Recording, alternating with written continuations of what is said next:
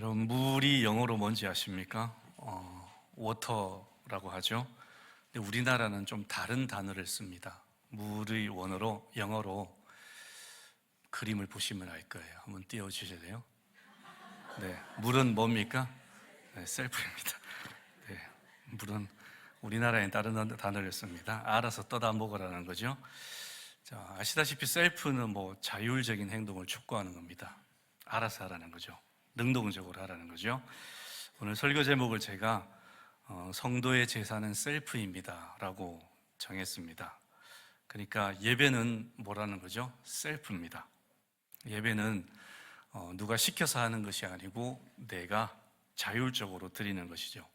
그래서 예배는 수동적인 자세가 아니라 능동적인 자세로 드리는 겁니다. 이거는 정말 기본 중에 기본인데 이게 잘 안 돼요. 의외로 예배를 셀프로 드리시는 분들이 별로 없습니다. 능동적으로 자발적으로 드리는 분들이 드물어요. 어떤 분들은 어디 갑니까? 그러니까 나 예배 보러 간다 그러더라고요. 예배는 보는 거가 아니죠, 그죠? 예배는 구경하는 게 아닙니다. 예배는 인도자의 순서에 따라 기계적으로 막 따라하는 그런 의식적인 절차가 아닙니다. 예배의 주체는 제가 아니죠, 그죠? 예배의 주체는 누굽니까? 예배의 주체, 예배 드리는 주체는 누구죠? 예배의 대상은 하나님이시고 예배 드리는 주체는 누구입니까? 납니다. 내가 드리는 거예요. 제가 여기서 인도하고 있지만 저는 그냥 공식적으로 인도하는 것 뿐이지 이 순서 여러분이 직접 참여하시는 거죠. 내가 참여하는 거예요. 내가 하나님 아버지께 예배 드리러 온 겁니다. 그래서 예배 구경꾼이 되면 안 되고 방관자가 되면 안 되고 예배는 내가 드리는 거예요. 근데 성도들 중에 마치 타의에 의해서 이끌려와서 억지로 어쩔 수 없이 예배 드리는 듯한 태도를 취하는 분들이 간혹 계세요. 그거 보고 있으면 너무 안타깝습니다. 안타까워요, 진짜. 자, 예배 드리는 태도가 신앙의 바로미터입니다. 예배 드리는 태도를 보면 그분의 신앙 상태를 알 수 있습니다. 저분의 신앙 상태가 지금 저 정도구나. 여러분 자신의 신앙 상태가 궁금하시면요, 여러분이 지금 어떻게 예배 드리는지를 보시면 됩니다. 그게 여러분의 신앙이에요. 그래서 예배 드리는 자세가 어떠해야 되는지에 대한 이해를 돕기 위해서 구약 시대 때 제사 드리는 과정을 우리 한번 동영상으로 같이 한번 보도록 하겠습니다. 한번 띄워주시죠.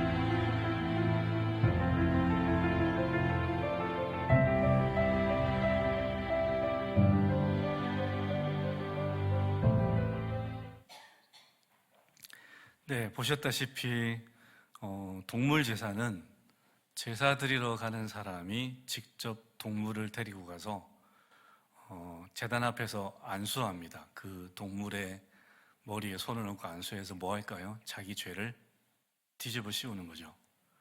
그리고 그 사람이 칼로, 제사 드리러 간 사람이 칼로 직접 동물을 죽입니다. 그리고 그 사체를 제사장에게 넘겨주면 제사장이 이제 부위별로 해체하죠. 그래서 하나님께 드릴 부위를 이제 번제단 불에 태워 드리는 겁니다. 자, 그러면 이 동물 제사 드리러 간 사람이 어떤 태도로 그 제사를 드리겠습니까? 구경꾼이 될 수가 없어요. 자기가 직접 참여하는 겁니다. 자기가 동물을 직접 죽이고 그 동물이 불타는 것을 보면서 만감이 교차하겠죠. 내가 대신 저기에 불타야 되는데 나 대신 저 동물이 불타는구나. 피 흘려 죽었구나. 그런 생각들을 하면서 예배에 참여하겠죠. 제사에 참여하겠죠. 그러니까 구약시대 때 제사는 오감을 다 동원하는 생생한 체험이에요. 절대 구경꾼이 될 수 없습니다. 여러분, 신약시대 우리 예배가 이처럼 우리 자신이 능동적으로 참여하는 예배가 되어야 돼요. 구약시대에는 동물을 죽여서 동물의 피를 제단에 뿌리잖아요. 제사장이 뿌렸지 않습니까? 자, 신약시대는 우리가 누구의 피를 뿌리는 거예요? 예수님의 피를 뿌리는 거죠. 예수님의 피 뿌림을 받는 거예요. 그래서 우리가 이런 일들을 기억하면서 예배를 드리고 내가 오늘도 이 자리에 예수님의 피 뿌림 덕분에 여기 와서 예배 드리는구나. 감사하고 그리고 나 대신 예수님이 죽어주신 것에 대해서 구약시대 사람들은 나 대신 동물이 죽는 것을 보면서 마음에 큰 그 감동을 받는 것처럼 오늘 우리가 예배 드릴 때 나 대신 예수님이 죽어주셨구나. 예배 드릴 때마다 그걸 기억하는 거예요. 그래서 우리의 예배도 셀프여야 됩니다. 끌려와서 드리듯이 그렇게 드리면 안 되고요. 내가 지금 예수 그리스도의 보혈의 공로를 힘입어서 이 자리에 와서 내가 하나님께 예배 드리고 있구나. 그런 마음가짐으로 참여하는 생생한 예배가 되어야 된다는 거죠. 자, 오늘 본문은 성도와 예배의 필연적인 관계에 대해서 말씀하고 있어요. 자, 본문에서 사도 바울이 성도를 어떤 존재로 규정하냐 하면 성도를 예배 드리는 자로 규정하고 있어요. 성도는 예배 드리는 자. 성도는 예배 드리는 자예요. 베드로전서 2장 9절에서 베드로 사도가 성도의 정체성에 대해서 이렇게 말합니다. 같이 읽어볼까요? 시작. 그러나 너희는 택하신 족속이요 왕같은 제사장들이요 거룩한 나라요 그의 소유가 된 백성이니 이는 그의 기이한 빛에 들어가 계신 이의 아름다운 덕을 선포하게 하려 하심이라. 자, 여기 보면 성도의 정체성이 나오죠. 그 정체성 중에 왕같은 제사장이다 그럽니다. 성도는 왕같은 제사장이다. 그러니까 여러분 한 분 한 분이 왕같은 제사장이에요. 로얄 프리스트후드. 왕이자 제사장이라는 거예요.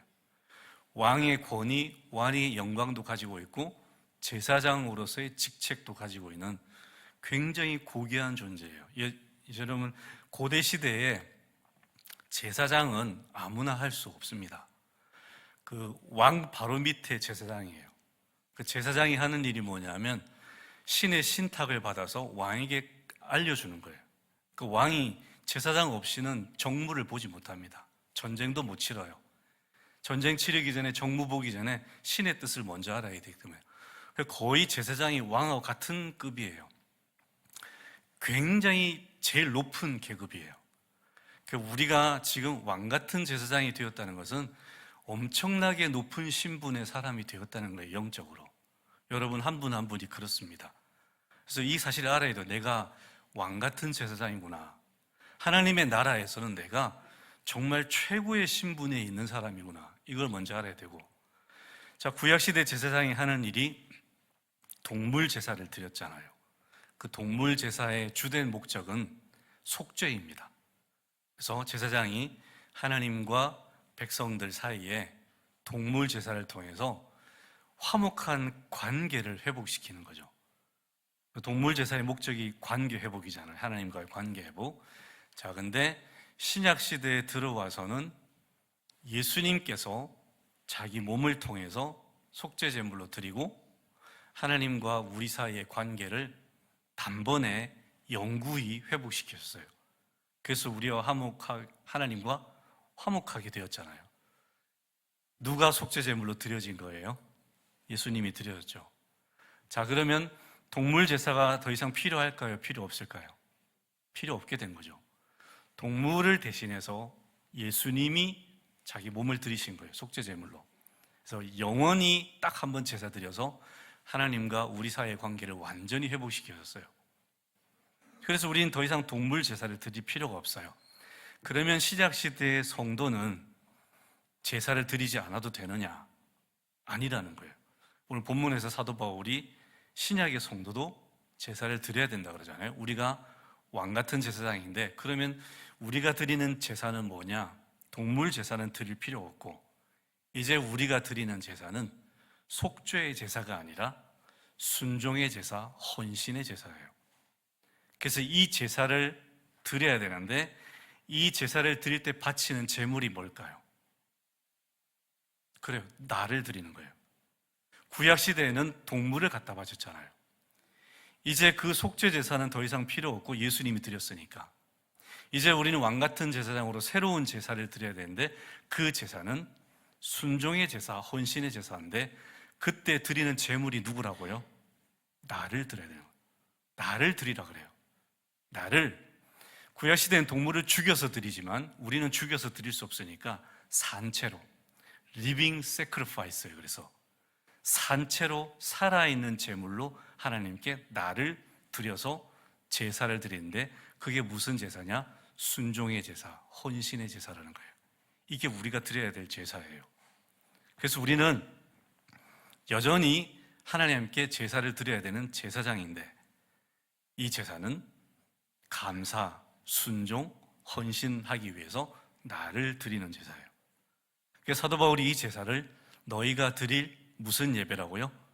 영적 예배라, 그렇게 표현하고 있어요. 이제 우리는 이 예배를 드리기 위해서 부름받은 거예요. 이 예배는 언제 드릴까요? 영적 예배는 언제 드릴까요? 매일 매순간 드리는 거예요. 매일 매순간 우리가 이 예배를 드려야 됩니다. 그래서 영적 예배는 매일의 삶 속에서 내가 나 자신을 하나님께 드려서 순종하고 헌신하는 거예요. 자, 우리가 왜 이 영적 예배를 드려야 되느냐?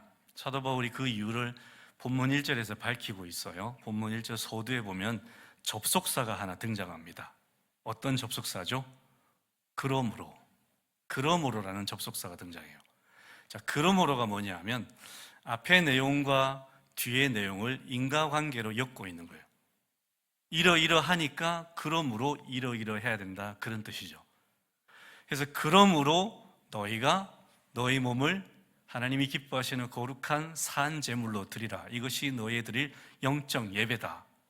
그럼 우리가 영적 예배를 드려야 되는 이유가 그러므로 앞에 있는 내용 때문이에요.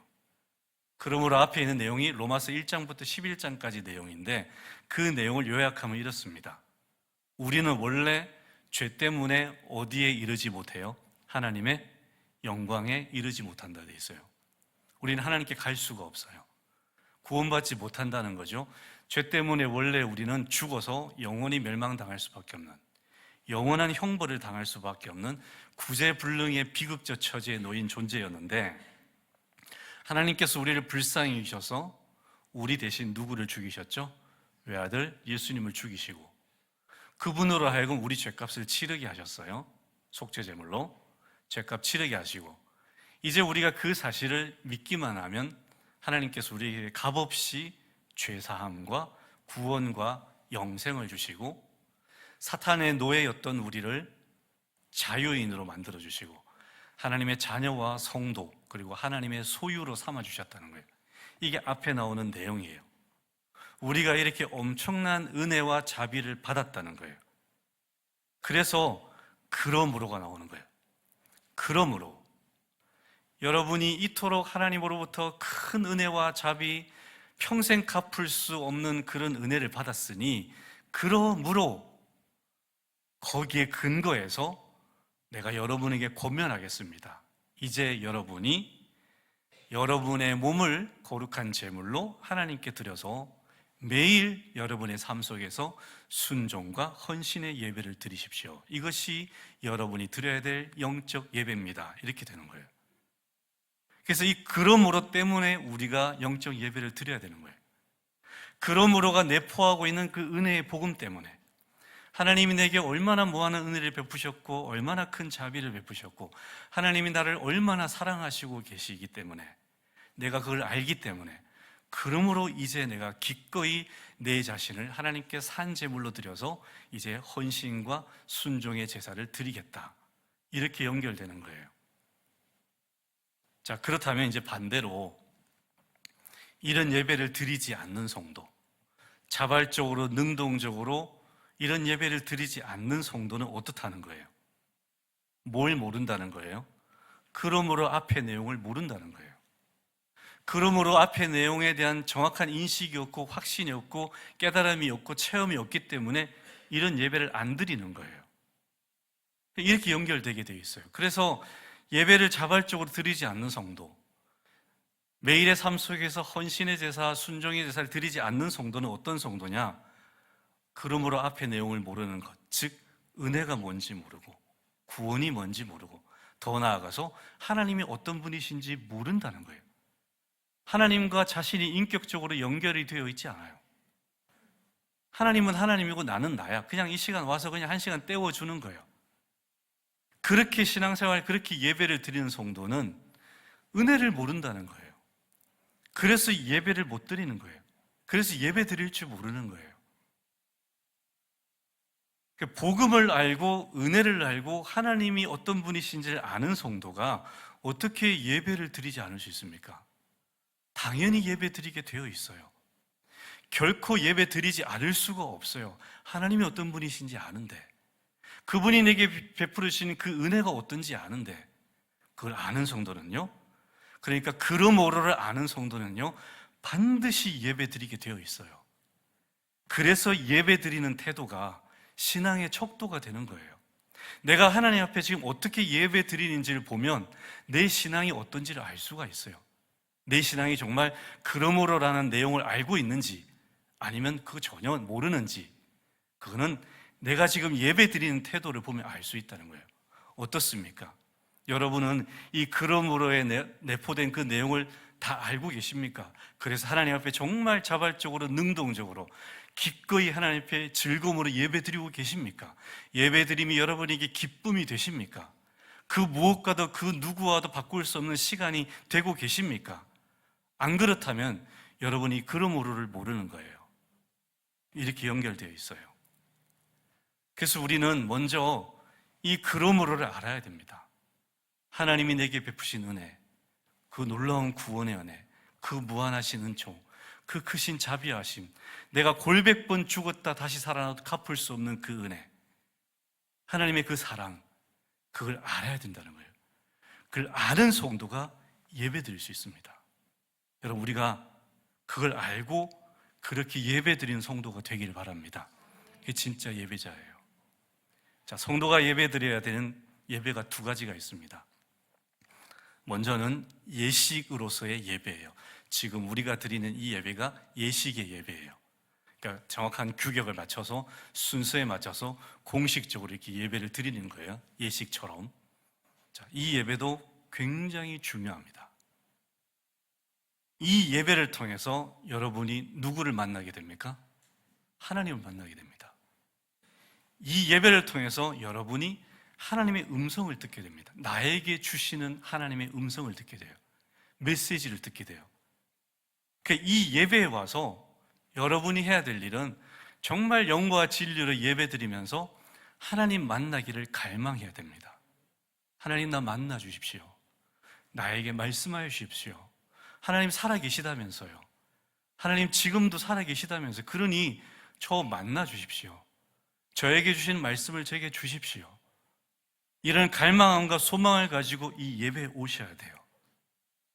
예배에 이런 일이 일어나야 됩니다. 매번 예배 드릴 때마다 이런 일이 일어나야 됩니다.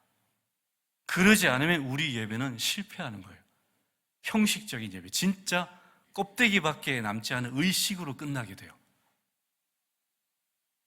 어떤 사람이 예배를 통해서 하나님을 만나게 될까요? 어떤 사람이 예배를 통해서 자신에게 주신 하나님의 음성을 듣게 될까요? 간절히 찾고 사모하는 사람, 하나님을 정말 간절히 찾고 사모하는 마음으로 예배에 오는 자들에게만 이런 일이 일어납니다.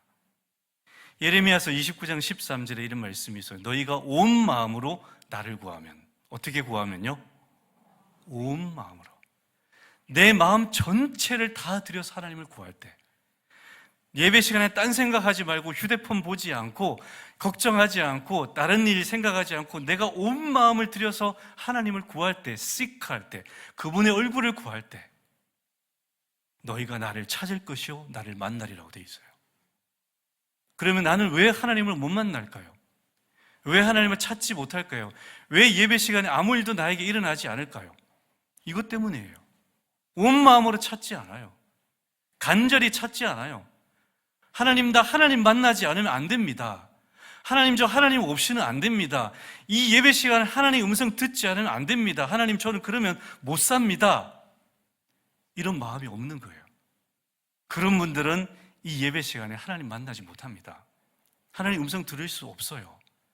분명히 하나님 조건을 달아놓으셨어요. 너희가 온 마음으로, 전심으로, 네 마음을 다해서 마음구석에 하나도 남김없이 다 나한테 드려서 나를 구해라.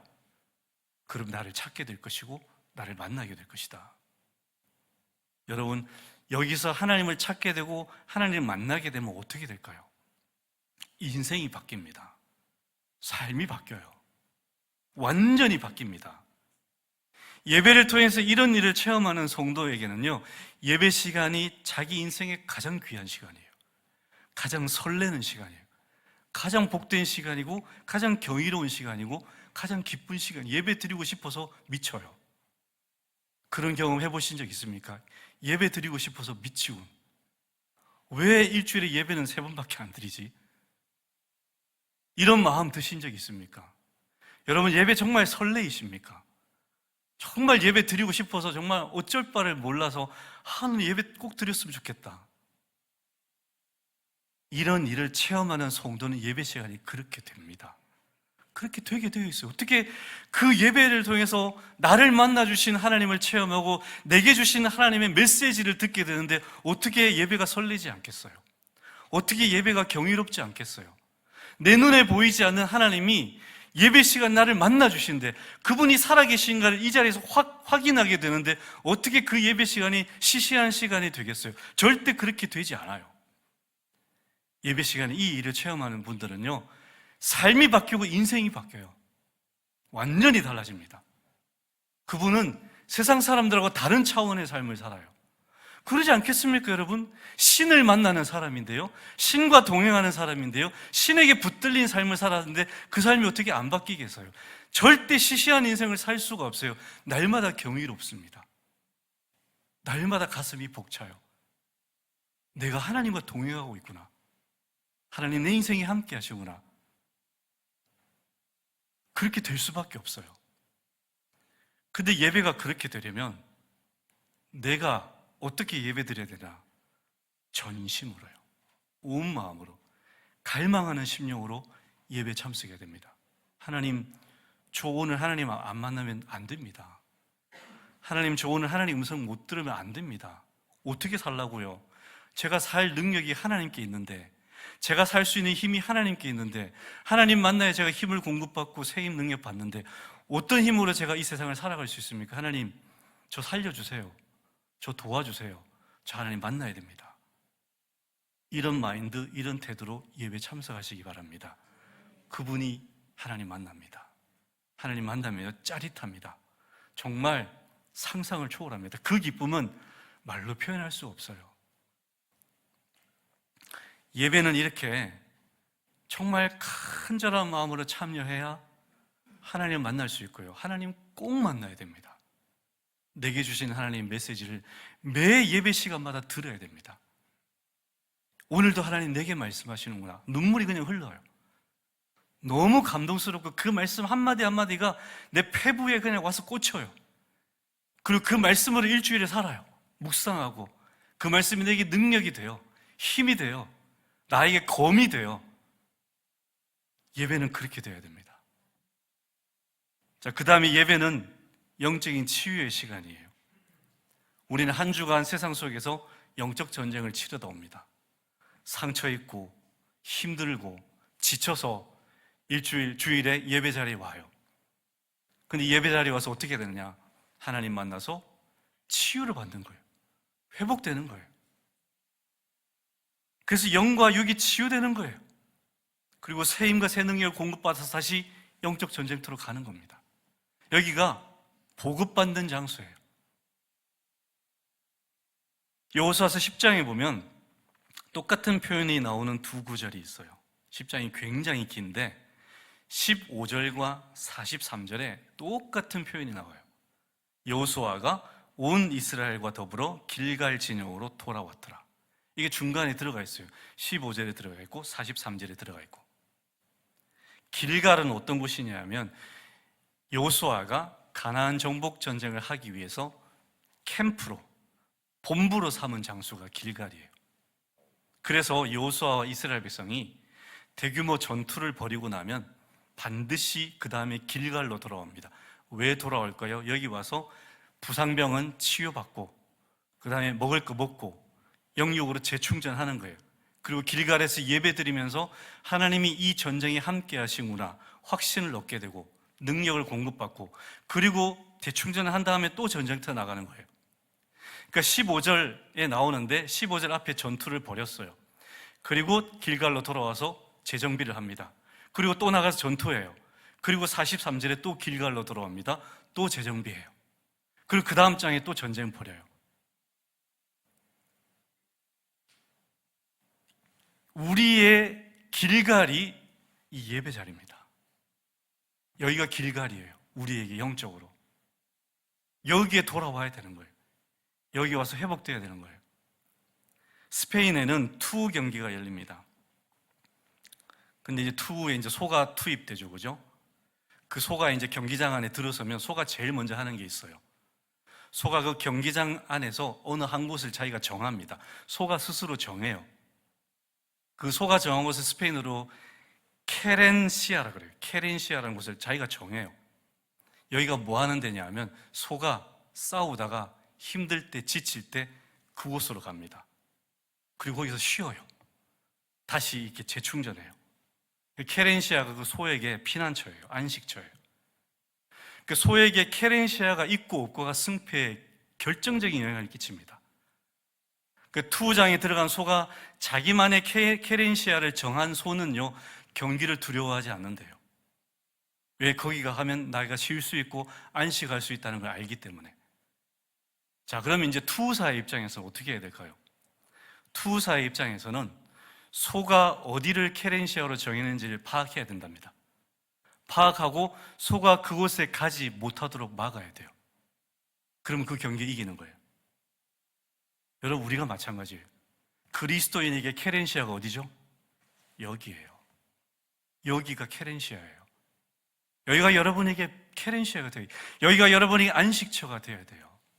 피난처가 되어야 돼요. 여기 와서 새 힘을 공급받아야 돼요. 근데 여기 와서 새 힘 공급받지 못하잖아요?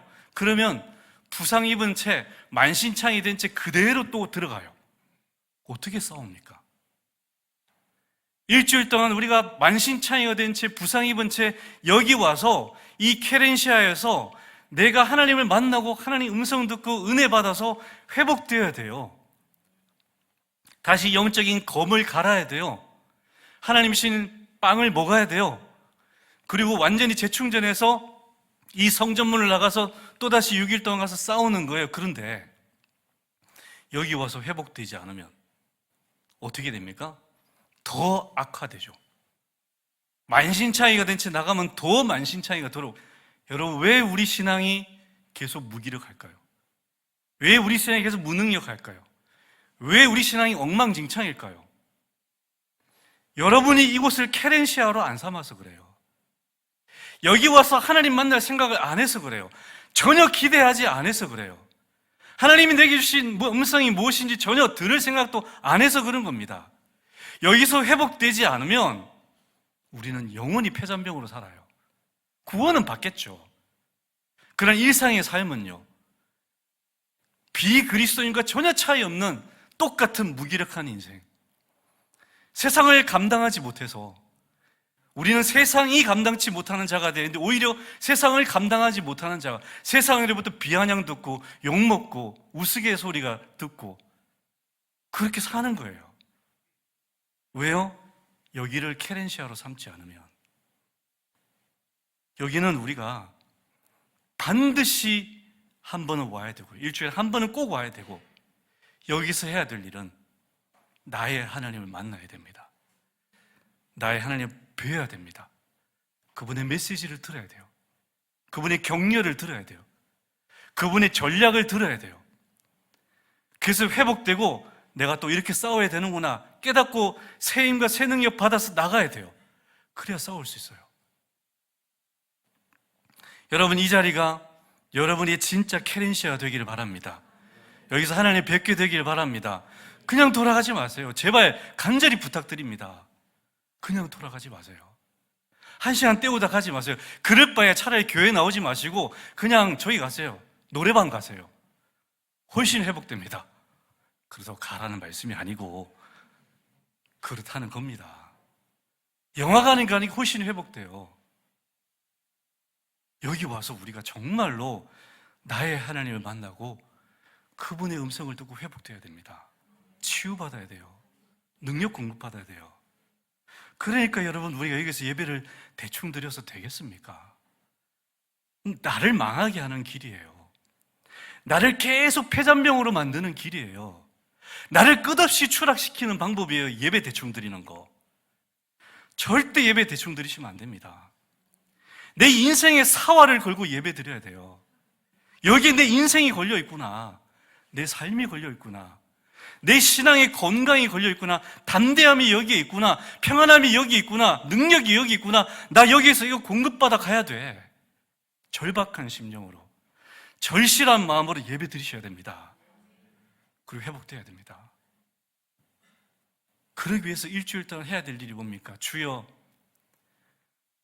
만약에 제가 또 오늘 주일 예배 간다면 주님, 제가 하나님 꼭 배울 게 없어서 전심으로 구하고 또 구하고 사모하는 마음으로 이 예배에 오셔야 비로소 나의 하나님을 뵙게 되고 그분의 음성을 듣게 되고 정말 다시 용기 100배에서 세상에 들어갈 능력을 공급받게 됩니다.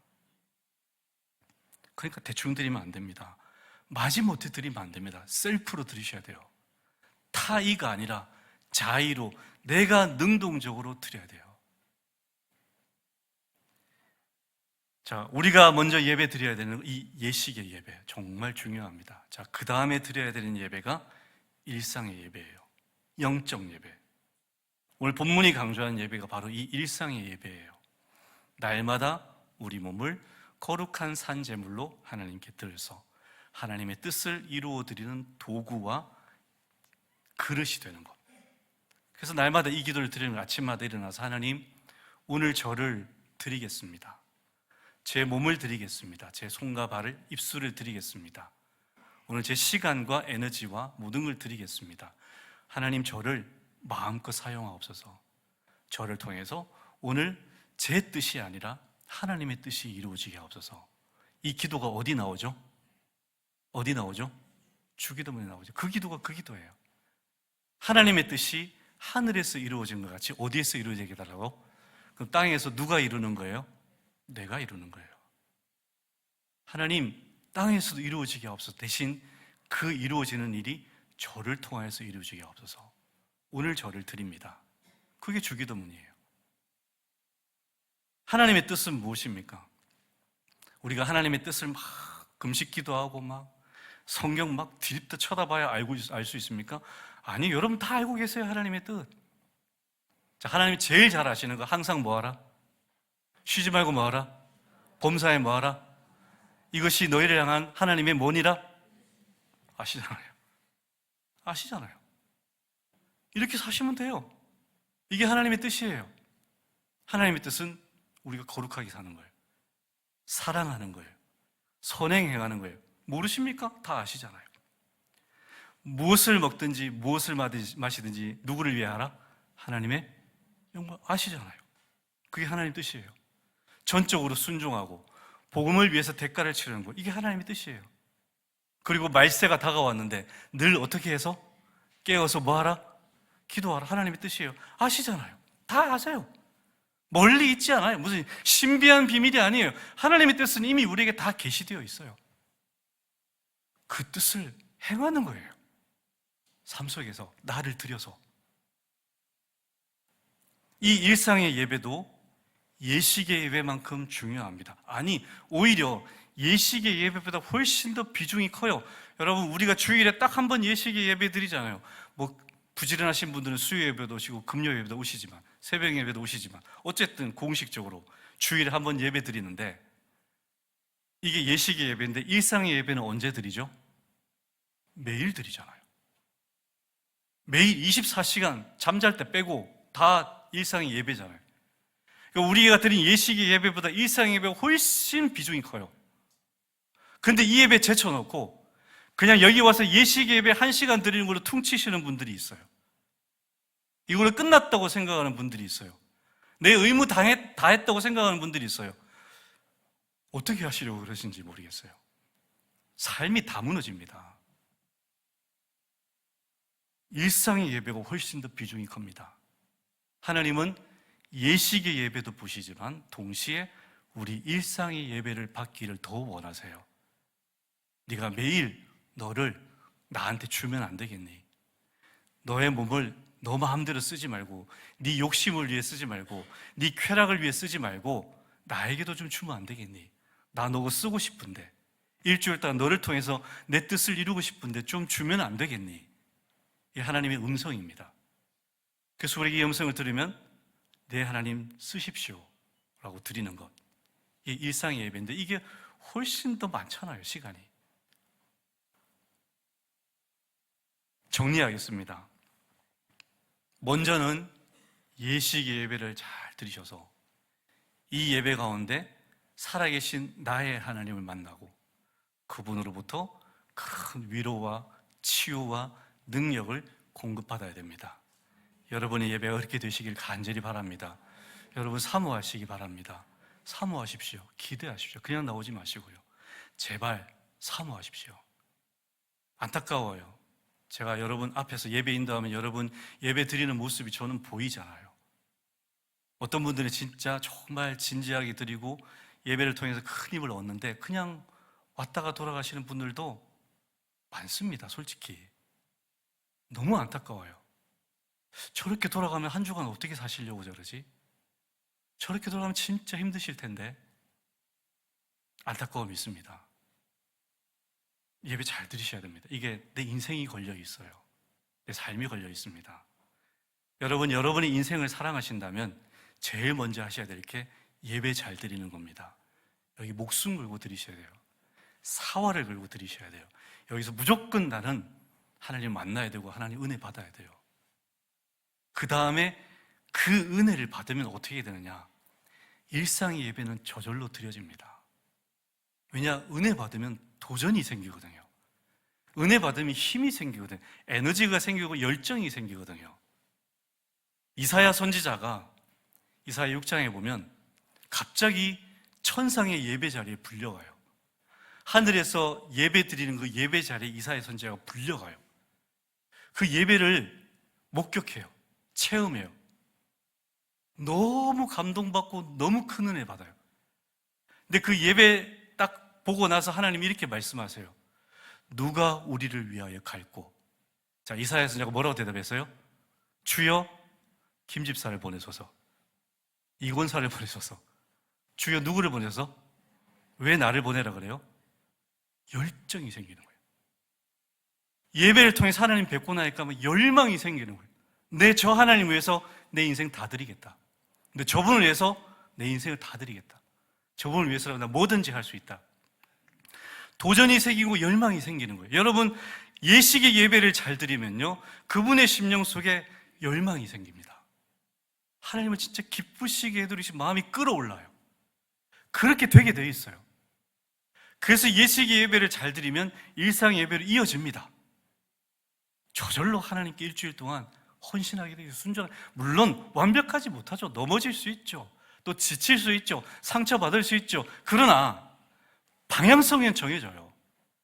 내 일주일 동안 또 이렇게 살아야지. 내 멋대로 사는 것이 아니라 내 뜻대로 사는 것이 아니라 세상 사람들이 살아가는 방식대로 사는 게 아니라 예식의 예배를 통해서 내가 하나님을 배웠기 때문에, 나의 하나님을 만났기 때문에, 그 하나님이 내게 주신 말씀을 들었기 때문에, 그분의 전략을 내가 깨달았기 때문에 내가 한 주간 일상의 예배 때 이 영적 전쟁을 내가 이분의 뜻대로 치를 것이다 라는 열망을 가지고 가게 돼 있어요. 연결됩니다. 우리 예배가 이런 예배가 되기를 바랍니다. 요즘 아주 인상적인 예배를 드리는 교회들이 많아요. 동영상을 통해서 그 교회들이 드린 예배를 제가 가끔 봅니다. 정말 악기팀이요, 프로 세션 못지않게 연주 기가 막히게 하고, 싱어들이 가수 뺨치게 불러요. 찬양도 너무 잘하고, 조명은 또 얼마나 화려한지 콘서트를 방불케 합니다. 콘서트가 막 저리 가라 할 정도로. 보고 있으면 부러워요. 나도 저렇게 한번 예배 드리고 싶은데. 물론 여건이 된다면 그런 예배 드리면 좋죠. 그런데 여러분, 그런 예배에 하나님이 다 임하실까요? 그렇게 외적 조건 다 갖추면 그 예배에 하나님 무조건 임하실까요? 조명 화려하면, 악기팀 연주 화려하면, 싱어들 노래 정말 잘 부르면, 찬양도 기가 막히게 하면 하나님이 거기 함께 하실까요? 아닙니다. 그게 전부가 아니라고요. 하나님이 찾으시는 예배는 따로 있습니다. 무엇과 무엇으로 드려야 된다고요? 영과 진리로 드려요. 내 영이 하나님께 예배드릴 때, 예수 그리스도 복음의 진리 안에서 하나님께 예배드릴 때, 그 예수 그리스도의 복음의 진리를 붙잡고 붙들고 그 공로에 힘입어서 살아계신 하나님 앞에 담대히 나아가서 예배드릴 때, 하나님은 그 예배자를 찾으세요. 조명 좋고 악기팀 짱짱하고 해도 거기 예배드리는 자가 영과 진리로 예배드리지 않으면, 그냥 그 악기의 소리에 취해서, 그냥 인간적인 감동에 취해서 아무 생각 없이 그냥 예배드리면 그 예배 하나님 임하지 않아요. 하나님 받으시지 않는다고요. 부러워할 필요가 전혀 없습니다. 이 예배가 우리가 진정으로 영과 진리로 하나님 앞에 예배드릴 때 이 예배를 하나님 기쁘게 받으신 줄 믿습니다. 그러니까 우리는 남의 예배를 부러워할 것이 아니라 내가 드리는 이 예배부터 바로 세워야 됩니다. 내가 진짜 영과 진리로 예배드리고 있느냐. 그래서 두세 사람이 내 이름으로 모여서 그가 영과 진리로 예배드릴 때 내가 그들과 함께 하느니라 약속하셨잖아요. 예배는 인원이 중요한 게 아닙니다. 외적인 조건이 중요한 게 아니에요. 내면이 중요해요. 예배자의 내면이 중요합니다. 그 예배자가 정말 영과 진리로 하나님 앞에 예배 드릴 때 하나님 그 예배를 받으십니다. 하나님 예배자를 어떻게 하신다 그래요? 찾으신다 그러잖아요. 그 찾으신다는 단어가요, 쓱 이렇게 훑어본다는 게 아니에요. 정말 속속들이 찾으신다요. 온 세상을 다 돌아다니면서 하나님 찾으세요. 예배자를.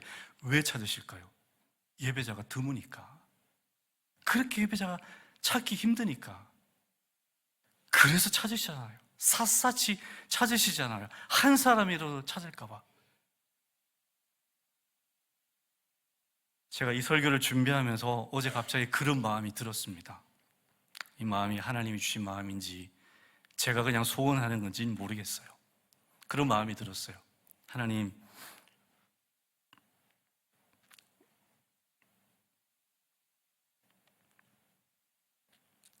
우리 교회와 성도들이 대한민국 최고의 예배를 드리는 교회와 성도들이 되게 없어서 그런 마음이 들었어요. 몰라, 이게 제 생각이라도 좋아요. 그 생각하니까 기분이 너무 좋더라고요. 여러분 대한민국 최고의 예배드리는 교회가 되길 바랍니다. 대한민국 최고의 예배드리는 예배자가 되시기 바랍니다. 여러분, 우리 그리 꿈을 좀 가집시다. 소원을 가집시다. 아니, 대한민국을 넘어서 세계 최고의 예배자. 그거는요, 어렵지 않습니다. 다음 주라도 당장 이루어질 수 있어요. 어떻게 할 때? 내가 예배를 갈망할 때, 예배를 위해서 간절히 기도할 때. 그런 마음으로 여기 와서 영과 진리 예배할 때 하나님 찾으십니다. 만나주십니다. 어떻게라도 말씀하십니다. 우리 하기 나름이에요. 저는 우리가 하나님 앞에 시시한 예배 안 드렸으면 좋겠어요. 마음이 아픕니다. 정말 우리가 아이들이 막 저기 콘서트장에 가서 가수가 저거 할 때, 공연할 때 어떻게 해요? 막 펄쩍펄쩍 뛰잖아요. 막 물 뿌려도 좋다고 막 펄쩍펄쩍 뛰고 막 깍깍거리고. 그게 뭘까요, 여러분? 그게 예배예요. 그들은 그 가수를 예배하는 거예요. 오늘 많은 사람들이 돈을 예배합니다. 자기 자신을 예배해요. 인간은 원래 예배하는 자로 만들어졌어요. 그래서 뭐든지 예배해야 돼요. 마약을 예배하는 자가 있고 뭐든지 예배해야 돼요. 근데 우리가 지금 여기 와서 예배 드리는 대상은 살아계신 하나님이잖아요. 그 위대하고 놀라운 분이잖아요. 광대하신 분이잖아요. 우주를 창조하신 분이잖아요. 그런 분께 나와서 예배 드리면서 인간 가수에게 예배 드리는 그 사람들보다 정말 시시한 예배 드리니까 이게 말이 되겠습니까? 어떻게 이래 말이 됩니까? 전 너무 안타까워요. 우리가 그 아이돌을 바라보면서 열광하는 그 사람들만큼 하나님께 예배 드리지 못하는데 이게 말이 안 돼요. 어떻게 그 가수와 하나님을 비교할 수 있습니까? 그런데 우리 예배가 너무 말이 안 돼요. 시시해요. 가슴이 아파요. 여러분, 저와 여러분의 예배가 다시 회복되기를 바랍니다. 이 올 한 해 다른 거 생각하지 마시고요. 하나님, 저 올 한 해 진짜 제대로 된 예배자가 되겠습니다. 대한민국 최고의 예배자가 되겠습니다. 제가 예배 드릴 때마다 하나님이 정말 눈이 번쩍 뜨이도록 해드리겠습니다. 정말 영과 진리를 예배 드려서 이 예배 때마다 저 하나님 만나주시고 말씀하여 주셔서 제가 완전히 다른 사람이 되게 없어서 제가 진짜 성경에 나오는 것처럼 세상이 감당치 못하는 자가 되게 없어서 정말 그 말씀에 검들고 나가서 휘둘러서 이기는 승리하는 병사가 되게 없어서 늘 패잔병 되지 말게 하시고 그런 예배자 여러분 한번 되어보지 않으시겠습니까? 이런 소원을 품고 올 한 해 보내서 올 연말에 저희들 우리 서로 한번 간증했으면 좋겠어요. 우리 예배가 이렇게 달라졌다. 우리 예배가 정말 하나님 임하신 예배가 되었구나. 여러분의 얼굴이 달라지게 되길 바랍니다. 여러분의 삶이 달라지게 되길 바랍니다. 예배는 그런 능력이 있습니다. 약속하셨어요. 너희가 전심으로 나를 찾아라. 너희가 나를 만날 것이다. 이런 예배자 되기를 주님의 이름으로 축원합니다. 기도하겠습니다. 하나님, 우리가 여태까지 드리는 예배가 정말 얼마나 말도 안 되는 예배인지, 얼마나 창피하고 부끄러운 예배인지 돌아볼 때마다 하나님께 얼굴을 들지 못하겠습니다. 하나님, 우리가 이제는 그런 예배 드리지 않게 해주시고 정말로 우리 한 사람 한 사람이 세계 최고의 예배자가 되게 하여 주시옵소서. 하나님이 정말 간절히 찾으시는 그 예배자가 되어서 이곳에 대흥교회에서 드리는 예배에 하나님 임하셔서 정말 기쁨으로 이 예배 연락하시고 솔로몬의 그 제사를 받으시고 놀라운 복을 주신 것처럼 하나님의 놀라운 은혜와 복이 이곳에 가득한 그런 예배, 그런 예배자가 되게 하여 주시옵소서. 예수 그리스도 이름으로 기도드립니다. 아멘.